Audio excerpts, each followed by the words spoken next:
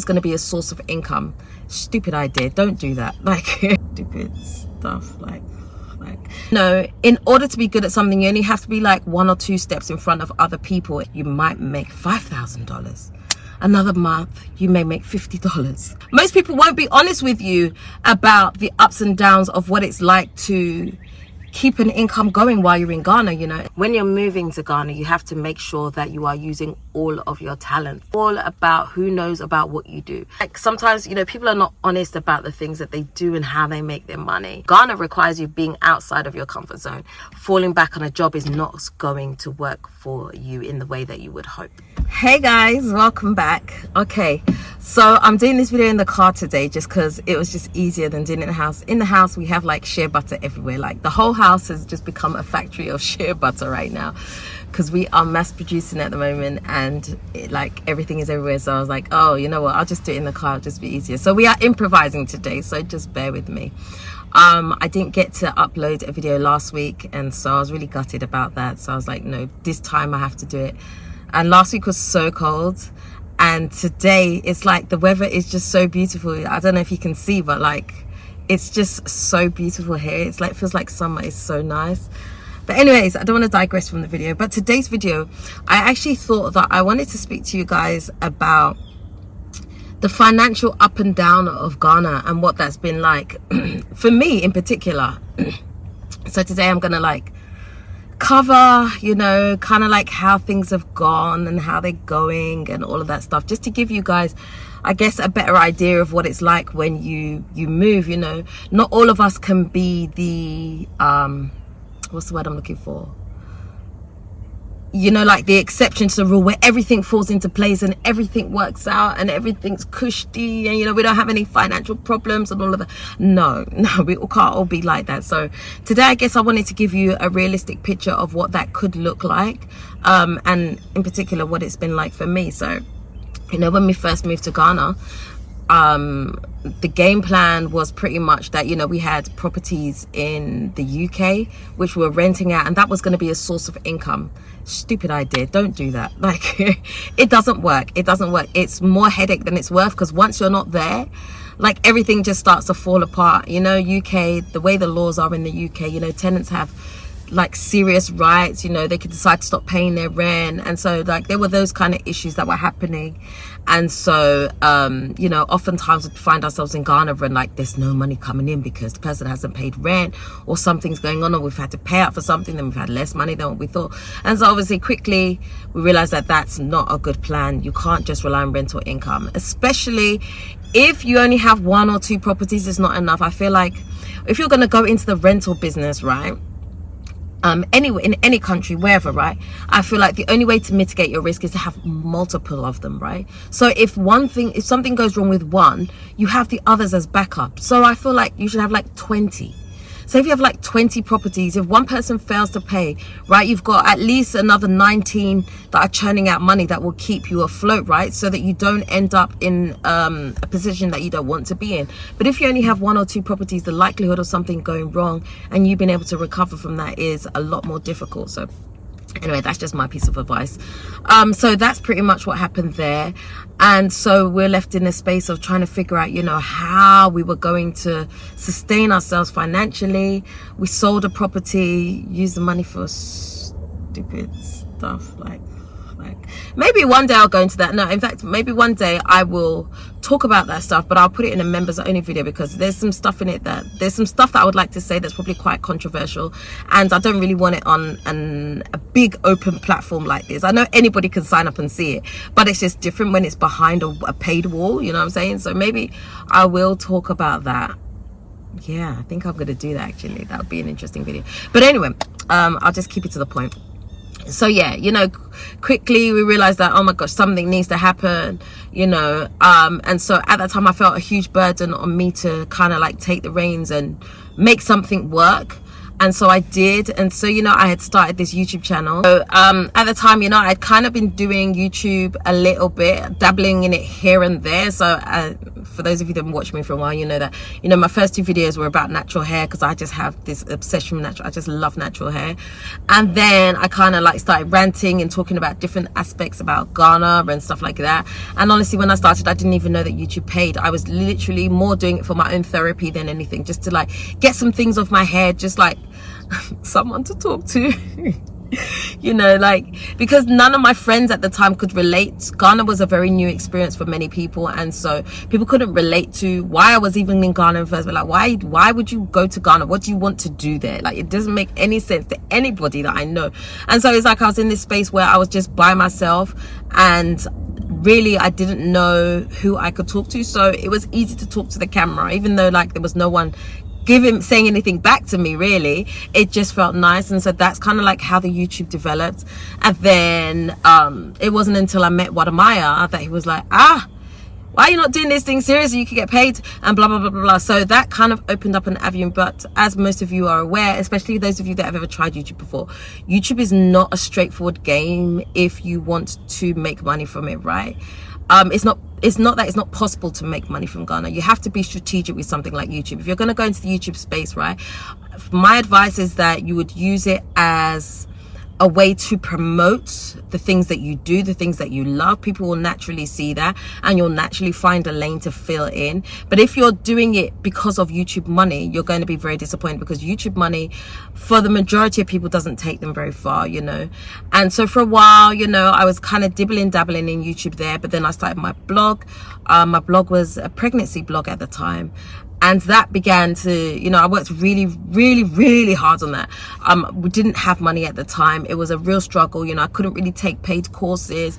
And so I was learning how to blog for free online as much as possible. I was in a lot of Facebook groups. I was watching like how people were doing, people making money. I was like, I must be able to do this thing. It was the one thing that I felt that I could do that wouldn't require like capital from me, and something that I could naturally be good at, because I can write. You know, I can write. That's one thing that I can do. And so I was trying to find skills. So that's something that you got to do. You got to know what your skills are. And you know, when you come to Ghana, you know, often we feel like, sometimes we have imposter syndrome. We feel like we're not that good at something, but you don't realize that, you know, in order to be good at something, you only have to be like 1 or 2 steps in front of other people in order to be, I don't want to say a master, but someone who's good at something, and someone that can teach something else to other people. So, you know, we bury a lot of the skills that we have. So for me, if you had asked me before I'd come to Ghana, would you say you're a writer? Can you write? I'd have been like, no. But actually, when I think about it, I can write, because, you know, like, I love writing poems. You know, I've written a book. You know, there's things to show that I'm a good writer. I was blogging, so I was writing articles, and I really enjoyed it. It was like a way for me to express myself. So I really love doing that stuff. So I started this pregnancy blog because that's the area that I was in. I just had my 4th child, and so, you know, it was very relatable to some of the things that I was doing. And so that was easy, and before I knew it, it started to make an income. I mean, when things were very good, I'll be honest with you, I was, and then I started a hair blog as well. So I was running 2 blogs at the same time. So my focus wasn't even still wholeheartedly on the YouTube. It was more on the blogs that I had. So I was maintaining 2 blogs. And at the time, I was saying that when things were kind of good, when I was in the period of, yeah, the blog really working out, I was doing about $3,000 a month. And that was me not even putting in the effort to really grow it, right? Because one thing I've realized about me, a weakness that I have, is that I'm great for ideas. I have ideas about things to do, and I can start really well and really strong, but then I don't know how to grow the idea, right? I don't know how to scale up the idea. So what I should have done back then is I should have got together a team of writers, right, so that I could churn out more content, which would have meant more money. But I wasn't doing that. I was literally had this newborn, you know, on one arm, and then I was writing these blog posts while everybody was asleep. I'd be writing and trying to get things done, and, you know, I was literally just maintaining it that way, but there was no growth plans to it. And so yeah, like I said, in the time when things were really peak for me, I was doing about $3,000 a month, and that wasn't even necessarily me writing every day. That was me promoting some of the posts that I'd written and stuff like that. So I was spending time on other things, right? And again, I was still a mother. I was homeschooling as well, and so I had a lot on my plate, but I was still able to do about 3,000. When things weren't so good, I was doing about $1,000, which is still pretty decent, right? Especially when we're talking about living in Ghana. So that's how a lot of the money was being made. So when you saw me building the house and stuff like that, that's how I was able to do it. I was able to do it because I was living off the money from the blog. And then eventually, you know, I went on and I sold the pregnancy blog. I sold that blog for about $30,000, and that's what really gave us a boost to like do the house. We got the flooring, we got all this stuff, you know. It was great, it was wonderful, and I still had the hair blog going, so that was still producing an income. And so that's kind of like how I was doing it. But then, you know, one thing that you have to understand, and one thing I didn't realize at the time, was that, you know, the money that I was making was from Google promoting a lot of the articles that I'd written. Google did a huge shake-up. My money went crashing down, and then I found myself in this financial situation. I was like, oh my gosh, what am I going to do? Because you don't feel like anything's ever going to change. You know, we fall into that trap where we feel like, okay, you know, I'm doing okay for myself, things are all right, I'm managing, and we don't realize that things can shake up, right? Even if you have a job, you're self-employed, things can shake up. Especially in Ghana, there is no fallback system, so therefore you have to put yourself in a position where you are doing multiple things to make sure that you can carry yourself during that time, right? So obviously I hadn't got there yet mentally, and so I had this huge shake up, and then I realized my money's going down. Even the $1,000 that I was maintaining was going down, because Google had just done a huge shift. You know, everything had then switched to AI, so Google search results were very much AI at the top, and then everything else was getting shoved down. All my affiliate links that I was also getting money from, because I was making money from, you know, promoting things within my article, all of that went to pot as well. It was just like, it was a huge shit show, and I was like, oh my gosh, I was freaking out, I was panicking. So I was like trying to regroup. I was really stressed. I was like going through a lot, you know. And so, you know, and then at that time as well, I had then started to think about the Airbnbs, right? So the thing with the Airbnbs was that I held back on that for a while, because I was like, I don't know how I'm going to promote this. I don't know if that's really something I want to do. Like,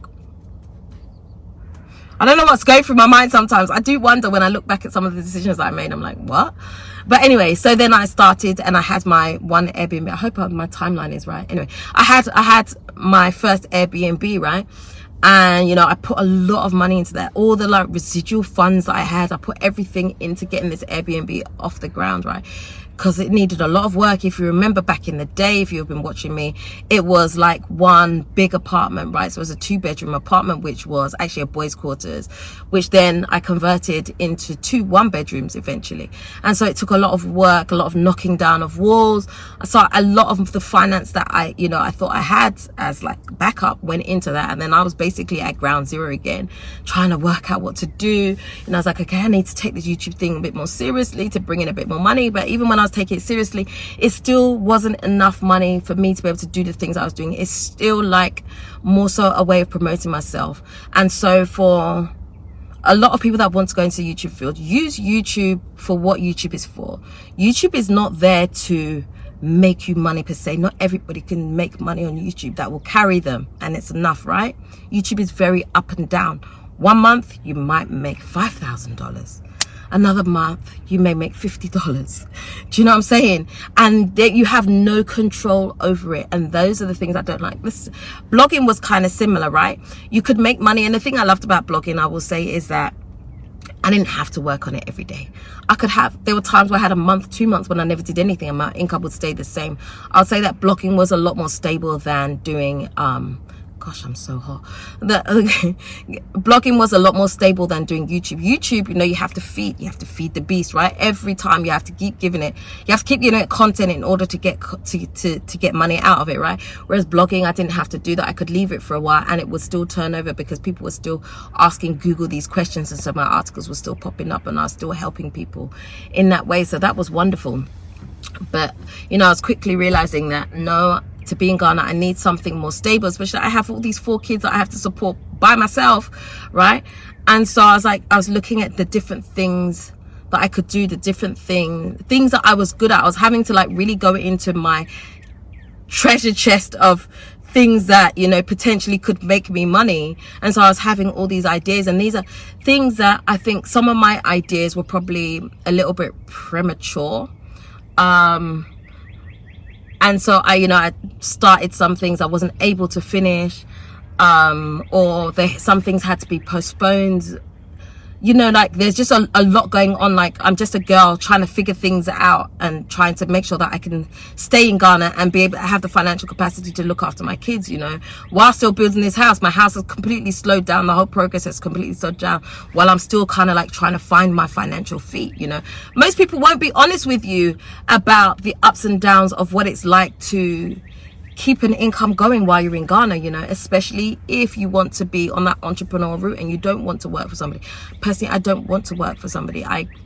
It's not within me. I hated it while I was in the UK, and I would hate it probably even more so here, unless I had huge flexibility around it, you know. And so that doesn't work for me. And so I'm like pushed into a space where I'm like trying to use my entrepreneur's talents as much as possible, you know. A lot of the stuff I do in real estate is something that I realized that I absolutely love. I love real estate. I love showcasing properties. I love showcasing land.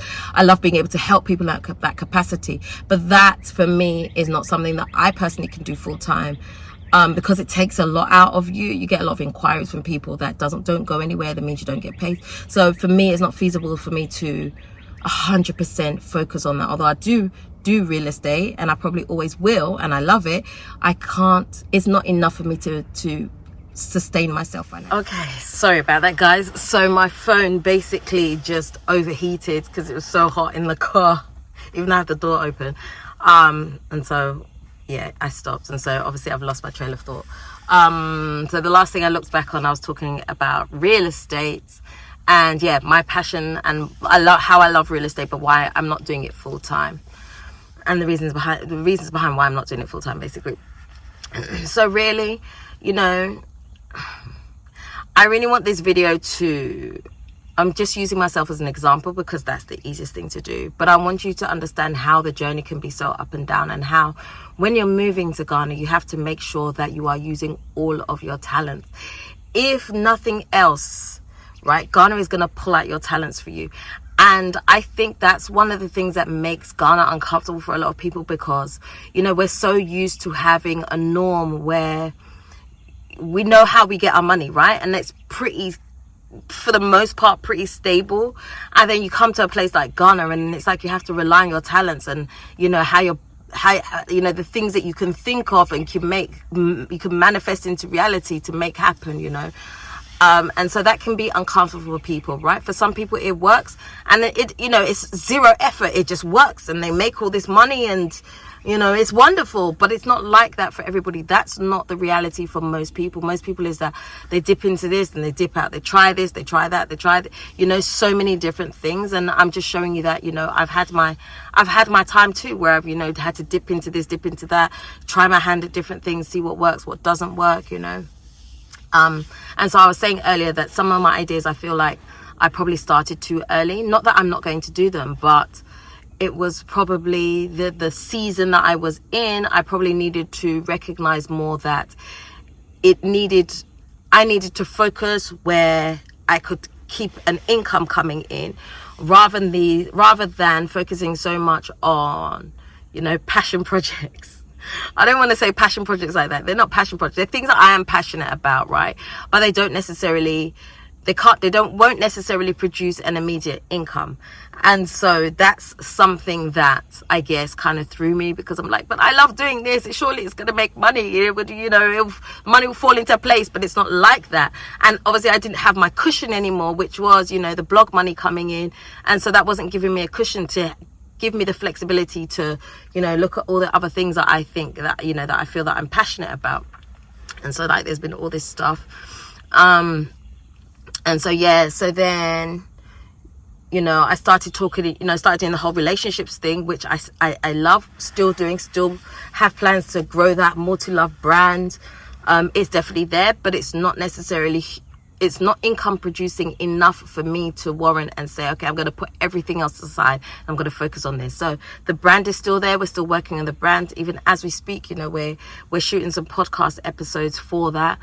And, you know, the whole, and so, yeah, we're just focusing on building the brand. We have plans around that. That's me and my partner I'm talking about. And so that's there, but that doesn't produce money right now. It will in the future, but right now it doesn't. So, and then when it comes to the matchmaking, that's a service, right? And so I feel like services kind of like go up and down a little bit, whereas I feel like products work better. So right now, you know, I'm focused on doing these shea butter products, and, you know, we have been selling and it's been great. We haven't done as much promotion as we would like to yet, because we've still been in the process of creating and really understanding where we're going for that brand and making sure that we're putting the pieces in so that it can remain stable, because this is ideally the bread and butter of what I do. Although I'll still be doing all my other things, this is pretty much it, you know. Even when it comes to, you know, me. So, you know, as I'm doing the shea butter business, as it picks up, I want to be able to use a portion of that to invest into my my non-profit, right, which has also been put on hold at the moment, because again, it's not income producing, but it's something that I still have plans to do. So it's like I want to get the shea butters to a place where it produces enough income that I can say, okay, well, I'm going to take some money from this to support that, you know. And so that's the plan for that. And so it's like, when you come to Ghana, you have to make sure you have things in motion that you know that you can do, and preferably more than one thing. So, you know, I'm never going to stop doing YouTube. I'm going to continue to do YouTube. Even though I can only manage one video a week, I'm still going to produce my one video a week, because it's not just about the numbers. It's not just about, you know, how much money I'm pulling in from it. It is how I advertise myself. And this is what we have to understand about the way the world is now, especially if you're in Ghana. It's all about who knows about what you do, how far you can push what you do, right? It's about getting people to see the things that you're doing. And so YouTube is a fantastic way to do that, but YouTube is a long game.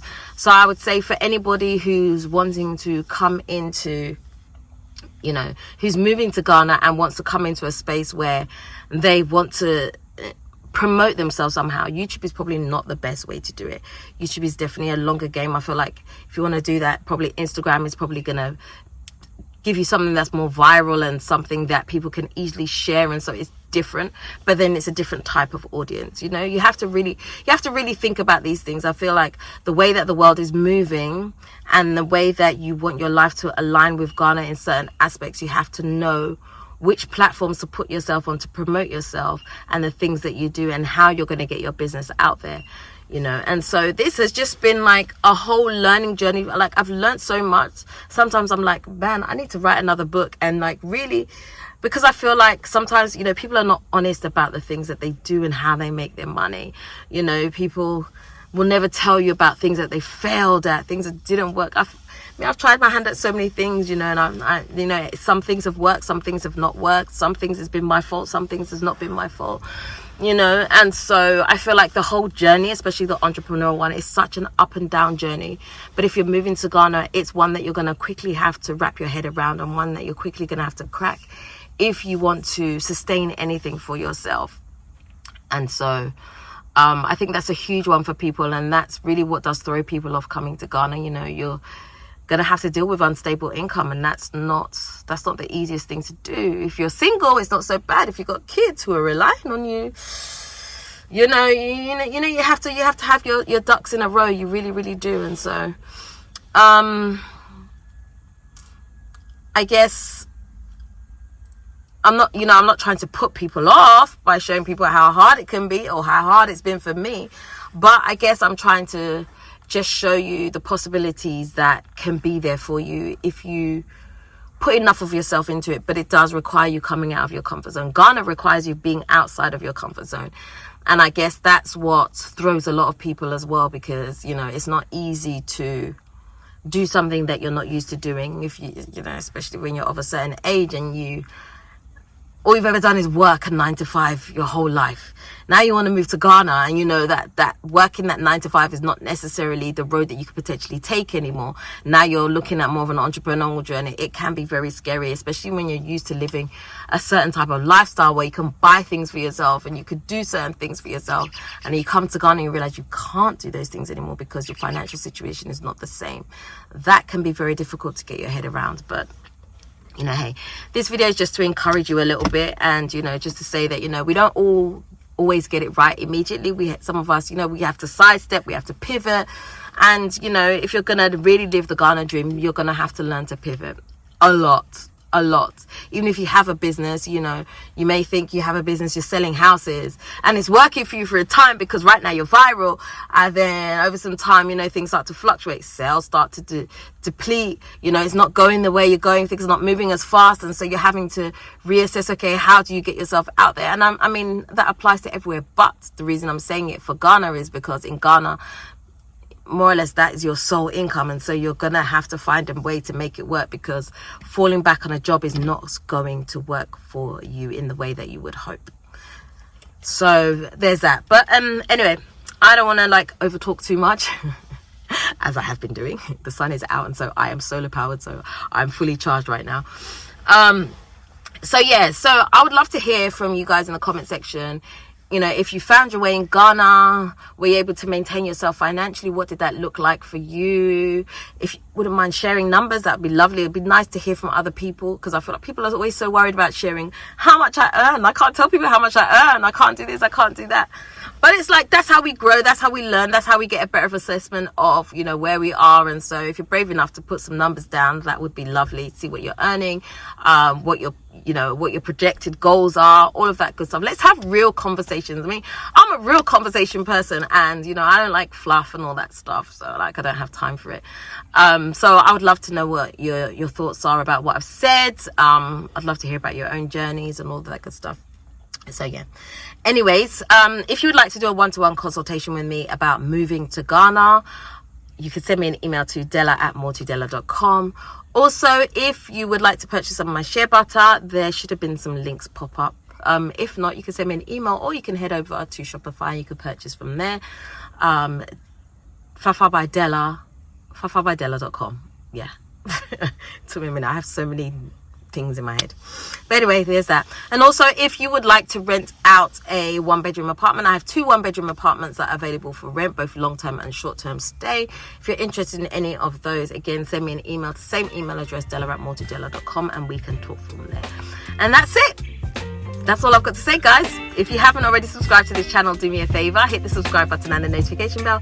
Don't forget to also like, comment and share this video. Until next time, I am out.